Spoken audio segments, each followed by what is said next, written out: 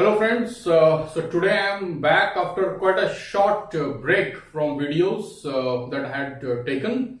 So today I'm going to talk about some of the principles in Bharatiya Jyotish, that's Indian astrology, which have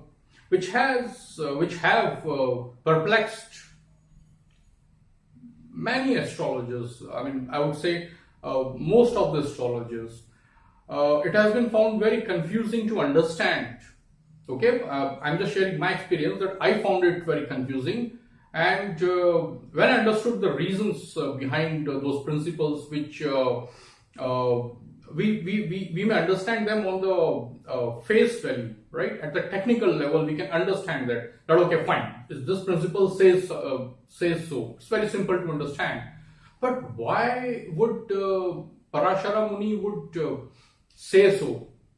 So that once you understand those reasons, then you know when that applies and when that doesn't apply. So today I'm going to help you understand, if you already don't, the concept of Kendradhipatya Dosha. Okay, Kendradhipatya Dosha. That means ownership of the Kendra or the quadrant houses, the bhavas in a chart. That is 1, 4, 7 and 10. These are the Kendra bhavas, right? And we will try to see the related concepts with this. And I'm sure this would help a lot of intermediate level astrologers. So this is not for beginners. If you know these concepts, being a beginner, that's very good of you. However, I'm addressing intermediate and a couple of many advanced level astrologers who have this confusion. Okay, nothing wrong in having confusions. Okay, so Kendradhipatya Dosha. The word is dosha, means it's a problem, some kind of a problem, shortcoming. So this principle is very simple. It says it's not good for natural benefits. Natural benefits. We know which those planets are. We are talking of Venus, Jupiter, Moon. A lot of people say waxing moon, okay, in Shukla Paksha, and Mercury. These are the four main natural benefits. So the principle says that when these natural benefits, when they own, when they are lords of the Kendra houses, that is 1, 4, 7 and 10, then it is not good. Okay, it is not good. There is a dosha there. There is also a parallel principle which says that it is always better for natural benefits to occupy, to be placed in Kendra houses, the quadrants, that is 1, 4, 7 and 10 again. So what do we have now? We have on one side, it says Kendradhipatya Dosha, which says the natural benefit should not own. The sign falling on these four Kendra houses should not be owned by them. Okay? And the parallel principle says that it is better for natural benefits to be placed in those four Kendra houses. Right? So benefits are better off being placed in Kendras, but they should not own those Kendra houses. Now before you go about frantically looking at your chart and see which is okay, I just want you to give it a break. Okay, don't do that. Everyone has everyone has benefits owning the Kendra houses in their charts. Okay, they can't help it. That's decided by the Lagna. So we're talking of 1/12 of humanity at any point in time. Okay, so relax. Heavens haven't fallen just because it is written. You have to understand what it means. Okay, and stop panicking. This can't be said just like that by a great rishi like Parashara. He's written this in Virat Parashara Shastra. Right? Those interested can see the references in Sanskrit. So now I will try to explain that what does this mean and how to apply this in chart analysis. Okay, it is true that it is better for natural malefics, Saturn, Mars, and so on, right? Natural malefics to own these Kendra houses but not be placed there. That's what we infer. That's what we understand from the principle which we just discussed, right? So what do they imply? They imply that it's better for natural malefics to own the Kendra houses, to be the lords of those houses, but do not be placed there, not to be sitting in those houses. Okay. So what happens? What do we get out of it? Now, what we are trying to do here is, what the principles are trying to tell you is,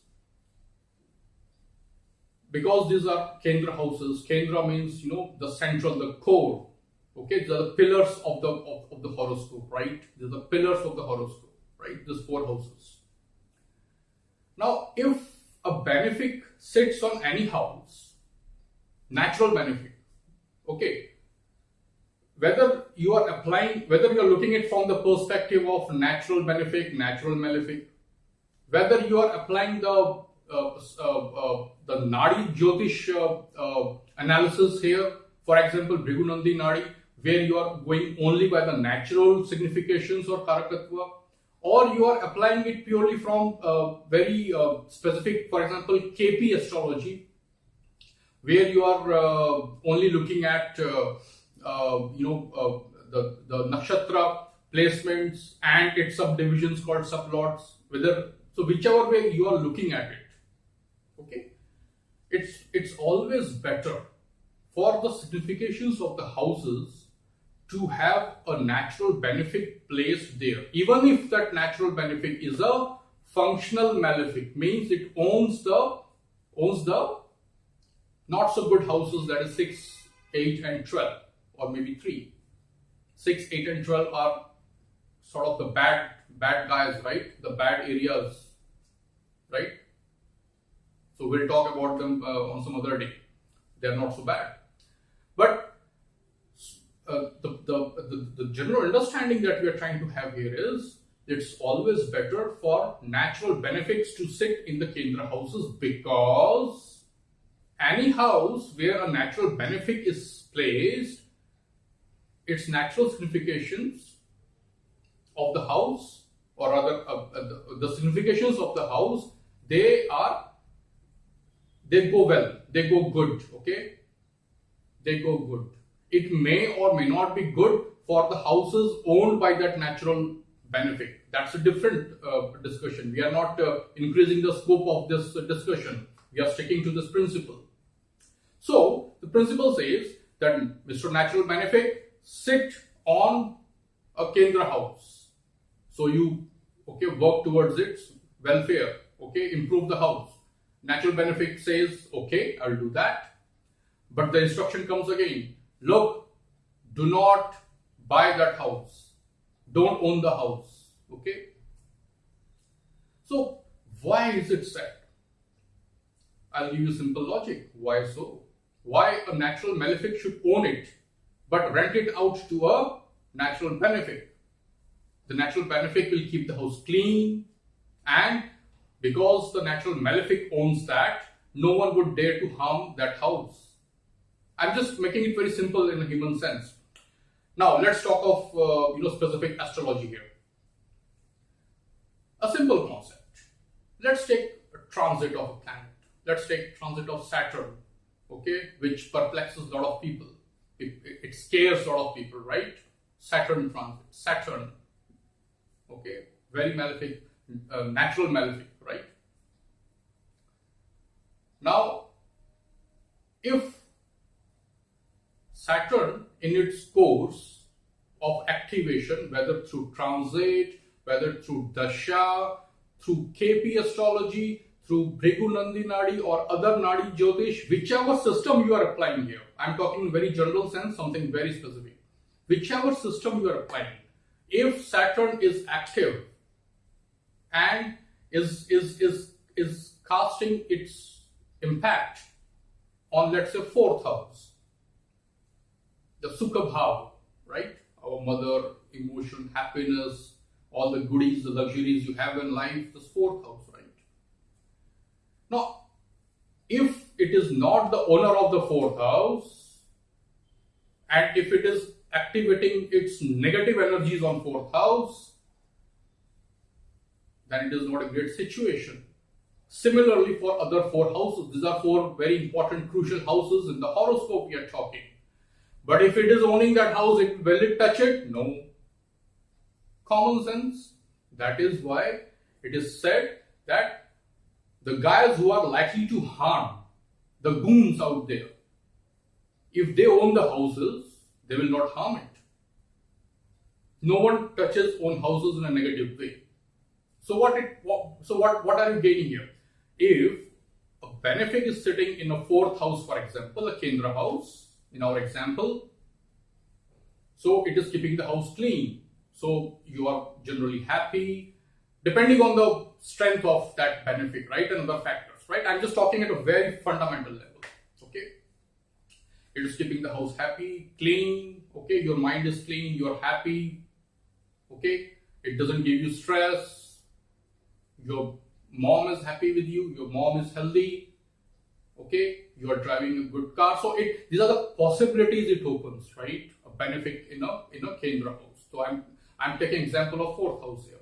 Now, if the house wasn't owned by Saturn, for example, or Mars, for example, that is not good. So what does it mean? If Mars is owning this house, it's the lord of this house. That means if Aries or Scorpio are the signs on fourth house, then Mars will not touch it. If Capricorn or Aquarius are the signs on fourth house, Saturn will not touch it. Its own house, right? So that is why it is said that way the house gets protected and the benefics goes and sits there. It improves the house. You become happy, right? At a very fundamental level. That is what the principle says. So so I think you fail to understand what the principle is all about. There is one more thing you need to know. When a natural benefic like Jupiter or Venus sits in the fourth house owned by a malefic, natural malefic, for example, Mars or Saturn, if they sit in a house owned by these two dreaded guys who can harm you, then what is happening is that benefic's dispositor is Mars or Saturn, the natural malefic. So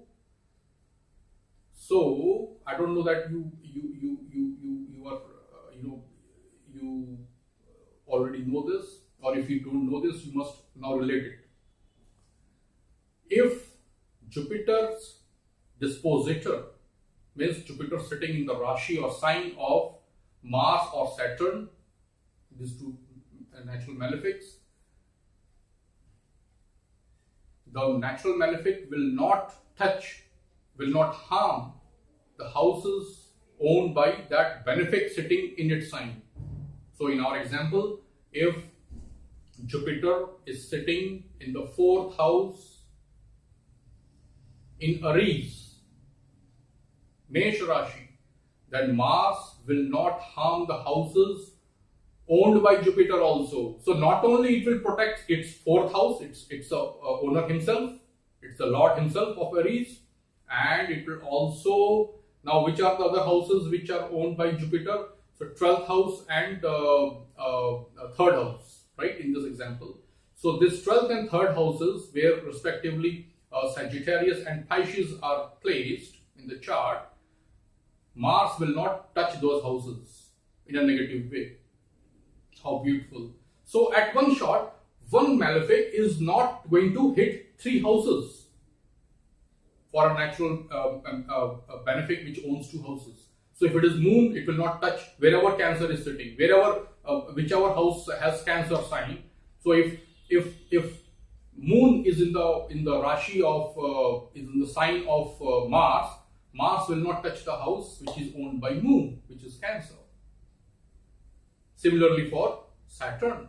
Saturn, if Jupiter is sitting in 4th house in Aquarius, the Kumbha Rashi, which is owned by Saturn, then Saturn will not touch the houses where Jupiter is the owner. How beautiful. That is what this principle says, guys.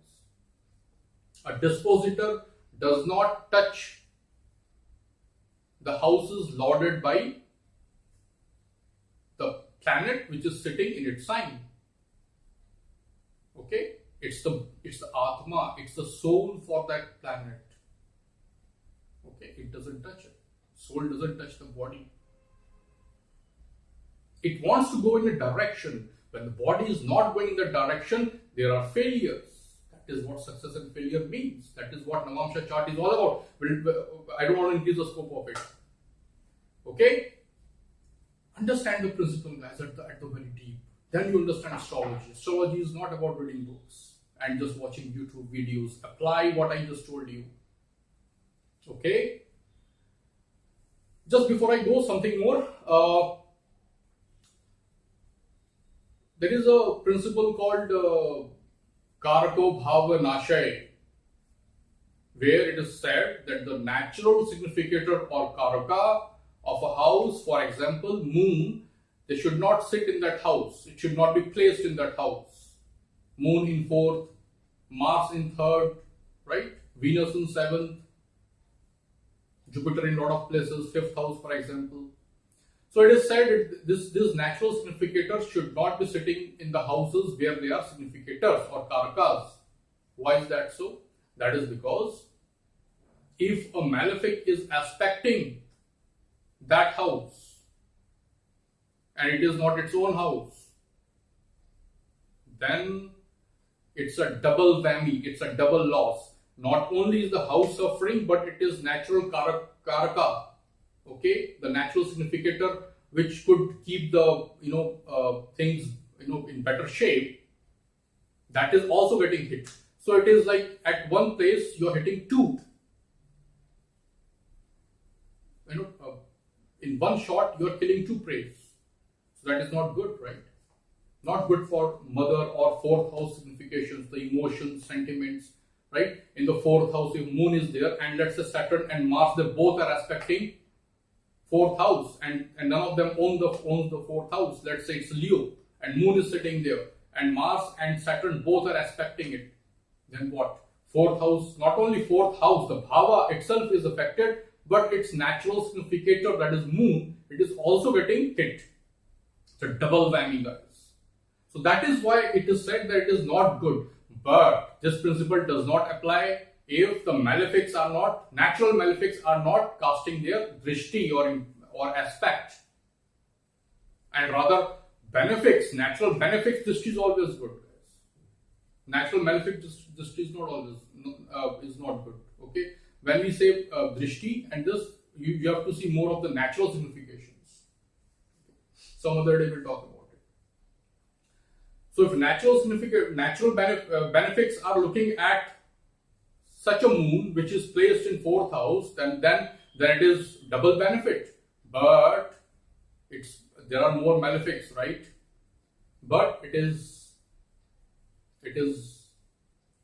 the risk factors are higher if moon is sitting in 4th house and one of the bad guys is aspecting it. So it is hitting twice the 4th house. One by the house itself and other by hitting the natural significator of that house. So similarly, this principle applies for Jupiter in 5th and so on. Venus in 7th, Sun in 9th, right? Mars in 3rd. So these are the natural significators. They should not sit in the same house because there is a risk of being hit twice by a malefic. Malefic again getting conjoined in that house. Oops, not good. These are general principles, okay? Now, when you apply the specific system, these general principles, they never change. They don't change. They just get modified. Okay, now the effect is seen based on the strength of the planets. Let's say a natural benefic and natural malefic both are aspecting such a moon in 4th house. Then the one which is stronger, it will have its impact. The benefic or the malefic. So this is how you have to see the dynamics. but the basic principles are there. They just get modified, or in many cases nullified. So principles, guys, at best are principles. They are not for real. They are principles. People say, right, well, I agree with you in principle. What the guy is telling you, well, I agree with what you say, but whether I'll do it or not depends in the specific situation. That's about it, guys. These are the principles, and we need to look at them as principles and apply them as principles once we understand them. I hope you understood a lot of things regarding these principles today. Ask me good questions in comments. Good questions means questions specific to these principles.